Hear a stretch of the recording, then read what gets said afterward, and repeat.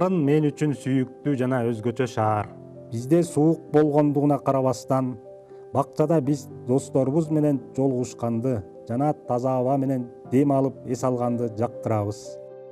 Бул коомдук сейил багы Агахан өнүктүрүү уюмунун жардамы менен ачылып, бул жерге шаардын баардык тургундары келип эс алып кетсе болот. Бакча 2016-жылы ачылган. Бат эле жаш үй-бүлөлөр, жаштар менен балдар үчүн сүйүктүү жай болуп калды. Мен бул жакка тез-тез келип турамын. Бул жерде ар кандай курактагы адамдар үчүн атайын аянтчалар бар.